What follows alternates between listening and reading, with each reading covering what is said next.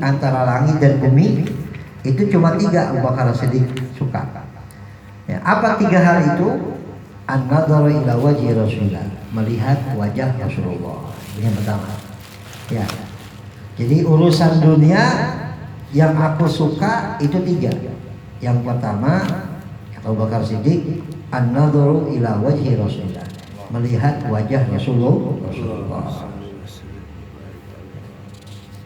Wajah Nabi Muhammad sallallahu alaihi wasallam merupakan wajah yang indah, sejuk ketika dipandang, adem ketika kita pandang. Wajah Nabi sallallahu alaihi wasallam tidak seperti wajah-wajah nabi-nabi yang lain. Ya. Rasulullah ganteng, tapi tidak seperti ganteng yang dimiliki Nabiullah Yusuf alaihissalam. Kalau Nabi Yusuf gantengnya diselimuti dengan keindahan, ya. Sehingga orang melihatnya senang, melihatnya suka. Tapi gantengnya Nabi Muhammad diselimuti dengan kewibawaan, yang melihatnya segan, tidak kuat. Sahabat melihat wajah Nabi Muhammad tidak kuat, mereka lebih tunduk. Ya, seakan-akan digambarkan dalam wajah atas punggung, di atas kepala mereka tuh andai kata ada burung ditaruh itu nggak gerak, burung nggak terbang. Ya, saking tenangnya sahabat Nabi Muhammad SAW menundukkan kepalanya karena tidak mampu untuk melihat wajah Nabi Muhammad SAW. Maka kata Ibnu Hajar Al-Asqalani, dia mengatakan andaikan ketampanan Nabi Muhammad SAW, keindahan Nabi Muhammad SAW wajahnya itu ditampakkan kepada kita semua, mata kita tidak akan kuat untuk memandangnya. Ya, mata kita tidak akan kuat untuk memandangnya. Kegantengan Nabi Muhammad SAW. Ya. Disebutkan dalam sebuah syair, "Lau ra'at sawahiba Yusuf, lau ra'at sawahibu Yusuf jamal Muhammadin, laqata'na al-qulub 'ala aidi." Andai kata wanita-wanita di zaman Nabi Yusuf melihat ketampanan Nabi Muhammad, ya, dibandingkan ketampanan Nabi Yusuf, maka yang terpotong bukan tangannya, tapi hatinya. Teriris-iris. Kalau mereka ketika melihat Nabi Yusuf, terucap dalam ucapan mereka, "Ma hadza basyarun bal malakun karim." Bukan manusia, malaikat. Apa yang akan dikatakan oleh mereka ketika melihat wajah Nabi Muhammad SAW? Nggak akan bisa terucap satu kalimat pun ketika mereka membaca, melihat wajah Nabi Muhammad. Maka dikatakan tidak akan mampu kita untuk melihat wajah Nabi Muhammad SAW. Ya, akan keindahan wajah Rasulullah, akan kesejukan wajah Nabi Muhammad SAW. Ya, sampai dikatakan Rasulullah itu kalau Rasulullah wajahnya udah cerah, senyum lebih cerah lagi. Ya, orang wajah ganteng, lebih senyum kan lebih ganteng, lebih cakep. Rasulullah ganteng, senyum lebih ganteng lagi. Bahkan dikatakan ketika sahabat melihat Rasulullah senyum, itu Rasulullah seperti memancarkan cahaya, dan cahaya itu sampai terpantul di tembok. Cahaya itu terpantul di tembok. Cahaya ini saking terangnya wajah Nabi SAW ketika bersenyum. Ya. Maka benar apa kata Abu Bakar Siddiq, ya, di antara dunia yang aku suka adalah melihat wajah Nabi Muhammad SAW. Ya. Pernah suatu hari Abu Bakar Siddiq pulang ke rumah. Nggak lama datang lagi. Ya Abu Bakar ngapain? Ya Rasulullah, ketika aku pulang dari sini, aku melihat wajahnya. Ya. Aku ingin melihat wajahnya. Makanku nggak nafsu. Ya. Makanku nggak nikmat sebelum melihat wajahnya. Maka aku datang lagi. Andai kakak, detik itu aku tidak melihat wajahmu ya Rasulullah, niscaya aku akan gila. Ya, sehingga datang lagi ke wajah muka Nabi Muhammad, hanya cukup melihat wajah Nabi Muhammad SAW, sudah terobati rasa rindunya. Ya, tuh bagaimana para sahabat, ya, dan panjang wajah Nabi SAW. nggak berpindah wajahnya, pandangan sahabat tuh hanya ke wajah Nabi Sallallahu Alaihi Wasallam, kanan ke kiri, terus menikmati wajah. Ya memang sebagai dikatakan tidak ada yang mampu untuk melihat wajah Nabi, maka sedikit-sedikit mereka melihat kata gini lagi. Yang bisa melihat itu hanya anak kecil, anak yang belum balik. Ya, yang bisa melihat seluruh tampanan Nabi Muhammad Sallallahu Alaihi Wasallam. Yang bisa melihat ketampanan Rasulullah itu hanya anak kecil yang belum balik. Ya mudah-mudahan Allah melihatkan wajah Nabi Muhammad kepada kita sebelum kita meninggal, baik dalam keadaan mimpi atau dalam keadaan kita terjaga. Ya, melihat wajah Nabi Sallallahu Alaihi Wasallam. Ya.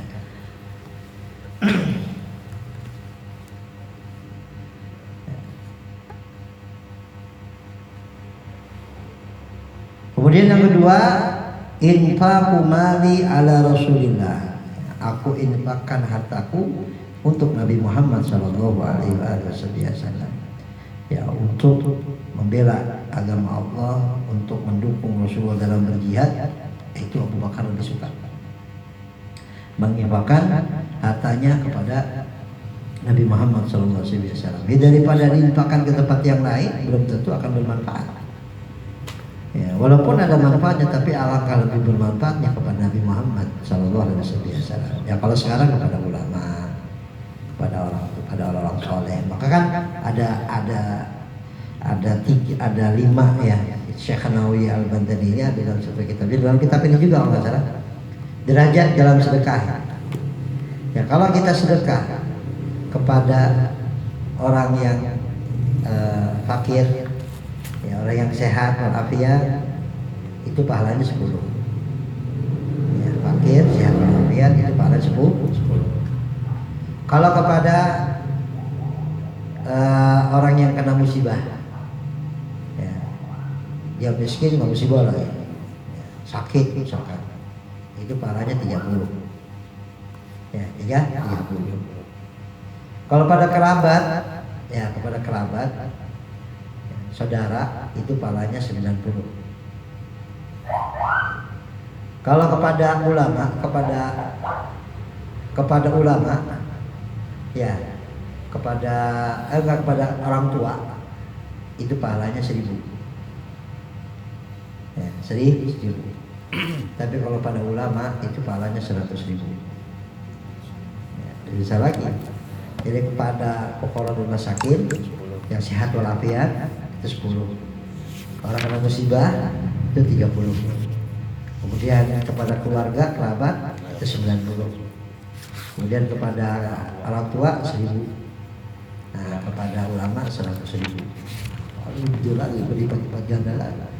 Makanya berinfak kepada orang soleh, kepada para ulama, kepada guru itu lebih afdal daripada infak kepada siapa-siapa pun. Ya. Karena mungkin kalau dia kaya, kalau dia mulia, kalau dia kaya, ya dia seorang ulama kaya, seorang ulama itu punya harta yang banyak, kan gak kemana-mana. Hartanya paling dia buat nyuguhin murid-muridnya, dia buat bantu pokok dan masakin, bukan buat poya-poya, bukan buat ngabisin jalan ke sana jalan ke sini.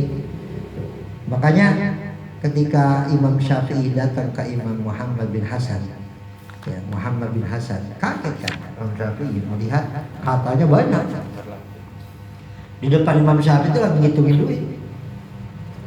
Geletek di hatinya Syafi'i. Ya, masa ulama yang warok, yang zuhud kok seperti ini.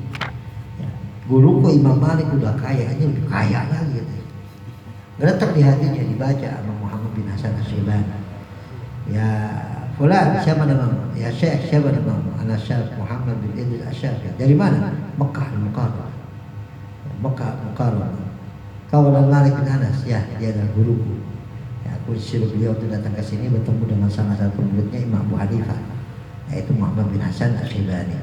Ya, katanya, kau heran dengan apa yang aku miliki? Lebih utama mana? Harta ini dimiliki orang kaya, ya orang yang bukan alim, bukan ulama, atau diwariskan para ulama. Ya, dia bingung. Kalau dimiliki oleh para ulama, tentu dia akan bangun pondok, akan bantu taklim, dibantu pokok rumah sakit, dibantu orang yang lain, dia mampu.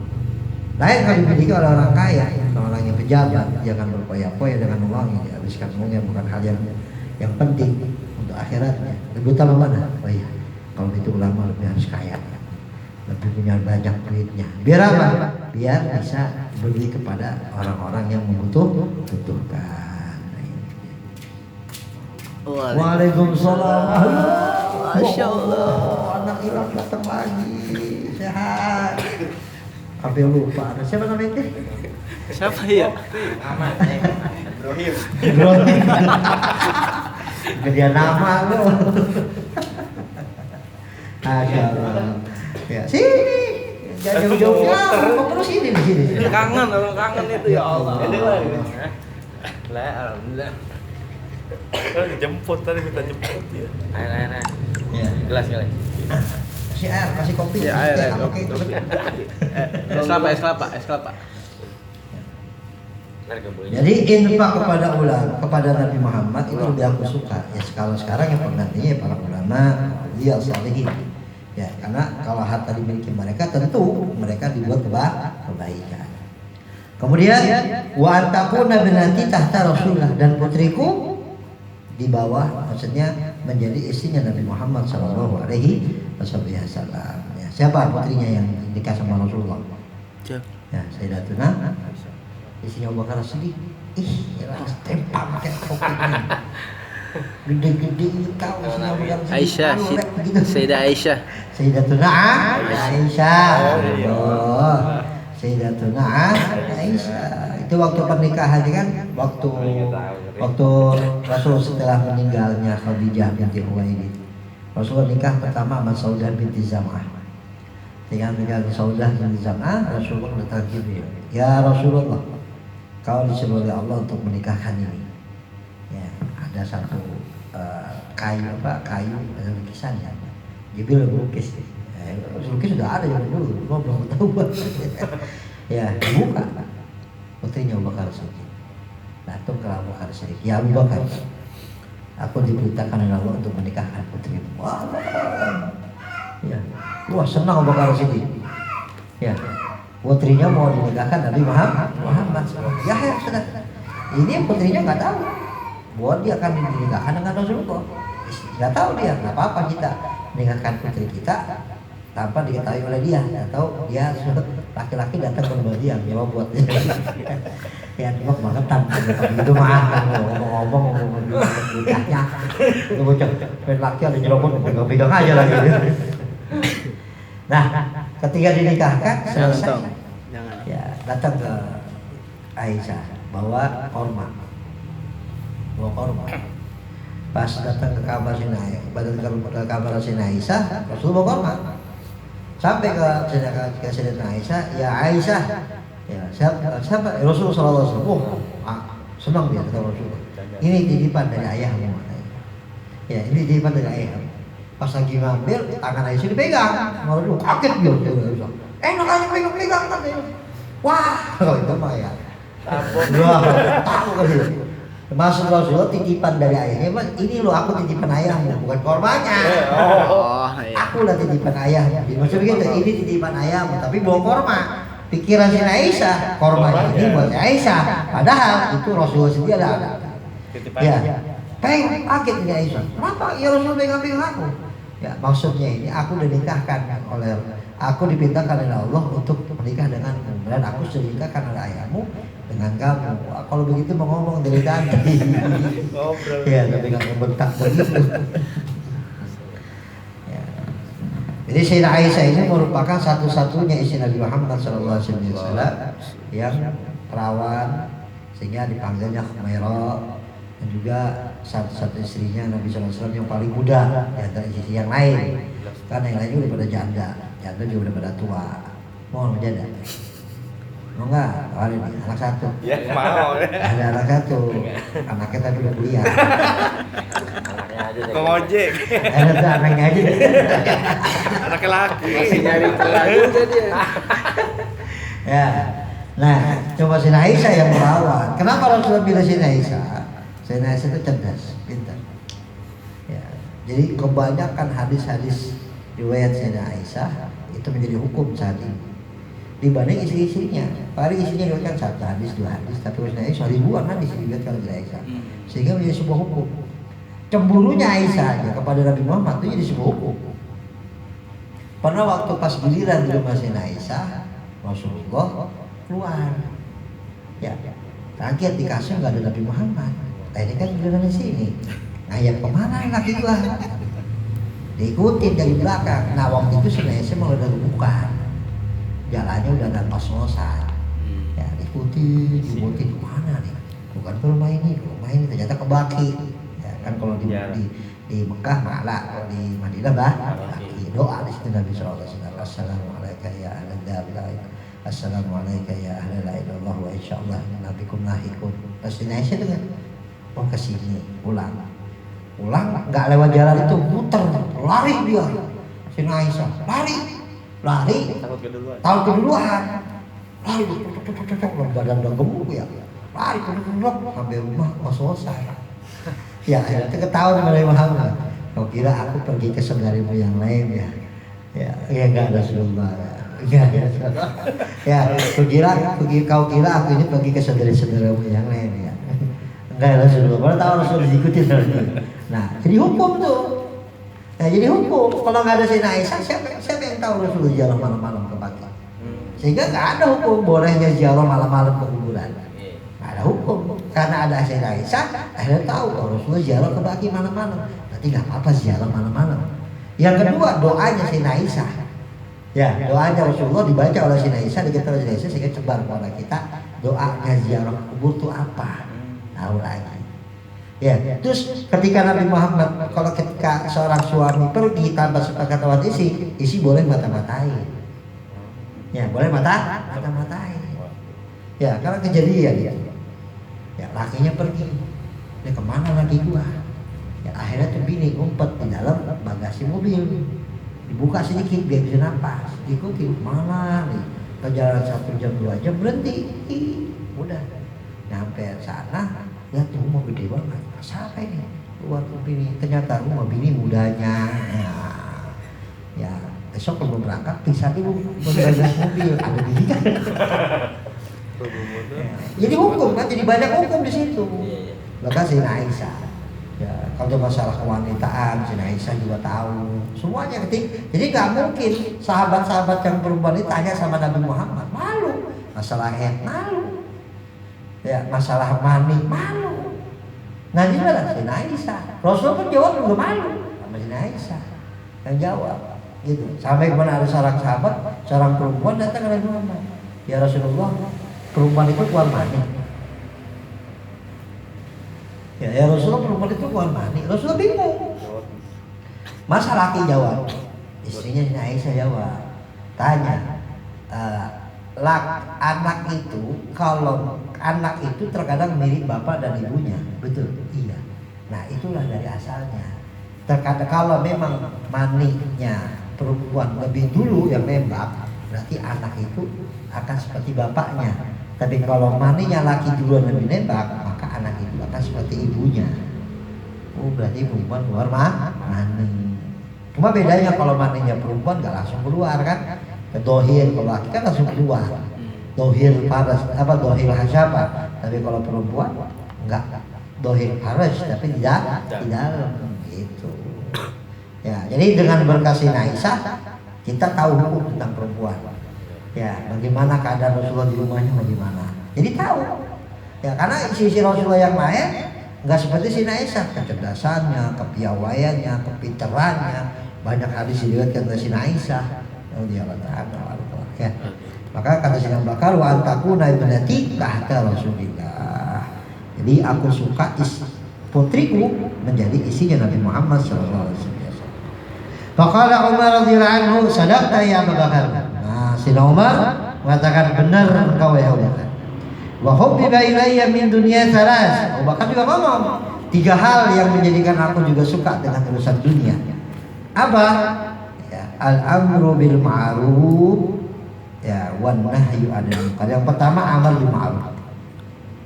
Yang kedua an-nahyu 'anil munkar. Umar sadid dalam masalah ini keras. Ya, al-amru bil ma'ruf wan nahyu 'anil munkar. Ya, mengajak orang berbuat baik, dan kedua mencegah orang dari perbuatan munkar. Dan ini syarat untuk kita menjadi khairul ummah. Kata Allah, kuntum khaira ummatin ukhrijat linnas ta'muruna bil ma'ruf wa tanhauna 'anil munkar. Ya, kalian adalah sebaik-baiknya umat, memerintahkan kebaikan dan mencegah dari perbuatan munkar. Nah, ini untuk menjadi khairul ummah bagaimana? Kita mengajak kebaikan dan mencegah orang dari perbuatan munkar. Ya, amar ma'ruf nahi munkar nggak mesti kita di podium, kita mesti kita harus ceramah ngajar ya. Praktek dengan diri kita sendiri pun udah cukup.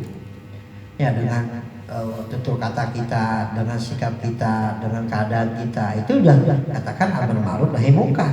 Keluar kita tutup Allah, kita keluar orang kita hormati yang tua, sayangi yang kecil, itu udah amar ma'ruf nahi munkar. Walaupun secara tidak langsung, ya, walaupun secara tidak kita ucapkan, tapi langsung kita praktekkan, itu juga masuk dakwah. Ya, seorang guru dakwahnya bagaimana, seorang pengusaha dakwahnya bagaimana, seorang ustadz dakwahnya bagaimana, seorang pedagang dakwahnya bagaimana, begitu. Saling tawasau bil haqq wa tawasau bis sabr. Bahkan itu dikatakan oleh Allah, wa mimman ahsana qawlan mimman da'a ilallahi wa amila shalihan. Ya, termasuk yang kalimat yang baik yang diucapkan oleh manusia apa? Dakwah, al-amru bil ma'ruf wan nahyu 'anil munkar. Ya, kemudian zikrullah wa masiwa dzalik lahun wa lawun. Ya, ucapan yang hanya ada hitungannya di mata Allah Subhanahu wa taala hanya amar ma'ruf nahi munkar dan zikrullah.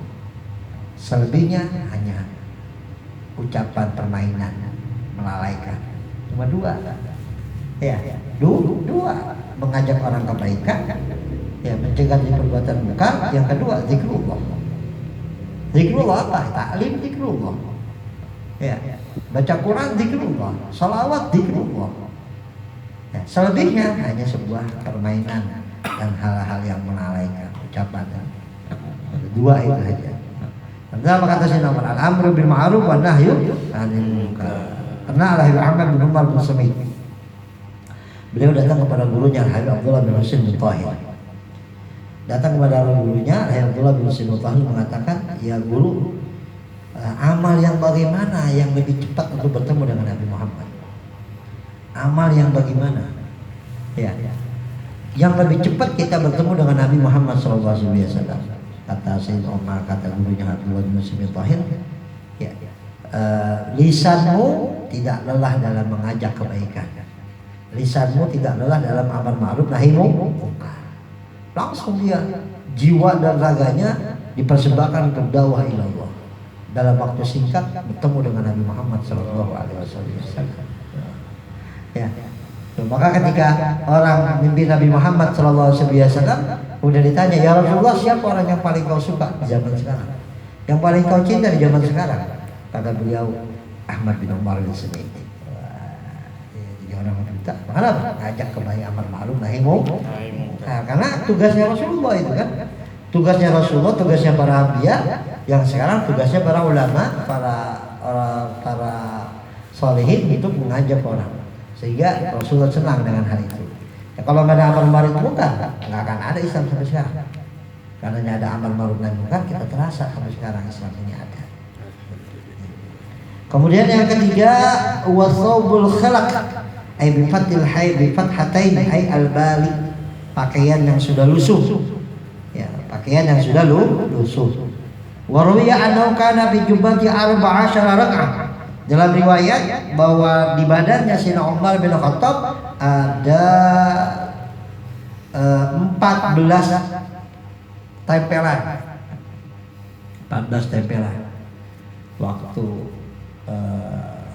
Raja Kisra, utusan Raja Kisra datang ke Madinah, ya, melihat, datang tanya sama sahabatnya, sama beberapa sahabat tanya, aina Amirul Mukminin? Mana Amirul Mukminin? Umar bin Khattab. Kau mencari Amirul Mukminin Umar bin Khattab? Ya, tuh. Ya. Lagi istirahat tidur siang di bawah pohon. Itu dia hadir Amirul Mukminin. Kaget. Amirul Mukminin istirahat di bawah, tidur siang di bawah pohon. Ya nggak ada ngawal, nggak ada yang ngawal. Kali kanan kirinya pas pampres nggak ada ngawal. Ya pas datang ke sana lagi buka kaos, buka baju, disadarin, dilihat, dihitung, ya, bajunya itu gamisnya ada tambelan, ada 14 tambelan. Coba ini Amirul Mukminin, kerajaan kekuasaannya sampai ke Persia, sampai ke Jazirah Arab lewat dah semuanya. Tapi begini kondisi kita coba. Ya, Sayyidina Umar bin Khattab radhiyallahu anhu. Dia lebih suka dengan pakaian yang lusuh. Ya nggak salah kita pakai pakaian bagus, silahkan. Ya, silahkan, jangan kita tampakkan, kata Rasulullah apa? Innallaha yuhibbu an yara asara ni'amihi fi 'abdi. Allah tuh suka melihat hamba menggunakan nikmatnya. Kita punya kotak peci bagus, pakai, mahal, pakai, sayang. Mau lebaran aja pakai, ya sebelum lebaran udah mati. Jangan, wah punya baju bagus, nah masa aja cuma nyelawat untuk pakaian yang biasa, lu cakep-cakep, nah pakai nggak apa-apa.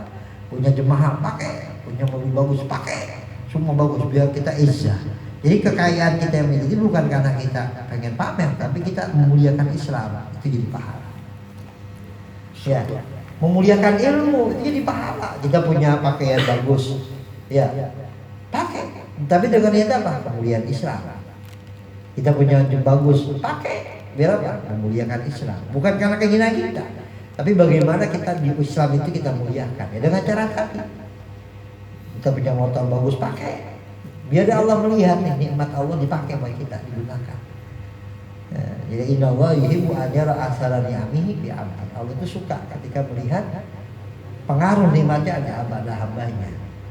Ya, dikasih kemudahan rezeki, diberikan buat kenikmatan, membahagiakan anak istrinya, dia membahagiakan dirinya sebagainya. Apa silakan, satu hal yang mubah.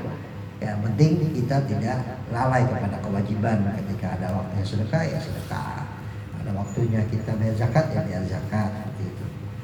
Ya ini hanya Saubul Khalaq ini ya hanya kemauan Sayyidina Umar bin Khattab radhiyallahu anhu. Asal bukan satu hal yang haram atau makruh, tidak. Ya, silakan bagus pakai, tapi niat yang baik. Izzatul Islam ini untuk kemuliaan orang Islam, ya kemuliaan agama Islam dan kemuliaan orang mukmin. Biar kita ini nggak direcehkan. Ada satu cerita, ada orang Nasrani mau masuk Islam gak jadi.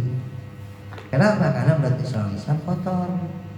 Yang lihat pakaiannya begitu, ya kotor pakaiannya, apa nggak pernah mandi, jenggotnya aut-autan, bau, nggak jadi masuk Islam. Kenapa? Gara-gara dia. Coba kalau Islam bersih, pakaiannya bagus, klimis, jenggotnya dirapihin, kan orang juga ternyata Islam suka kepada kebersihan. Tarik hati dia untuk masuk ke dalam agama Islam. Jadi dakwah juga kan seperti itu. Ya. Kita tampilkan kata Rasulullah dalam Al-Quran, khudhu zinatakum inda kulli masjid. Bawalah perhiasan-perhiasanmu setiap kali kau datang ke masjid, musola waktu. Ya, ya. Maksudnya apa? Ya tampakkan nikmat Allah itu tampakkan. Ya punya sendal bagus jadi simpen. Saya mau dipakai, takut kena tai lotok. Lah pakai, takut hilang. Pakai ya, simpan bener-bener takut hilang. Ya.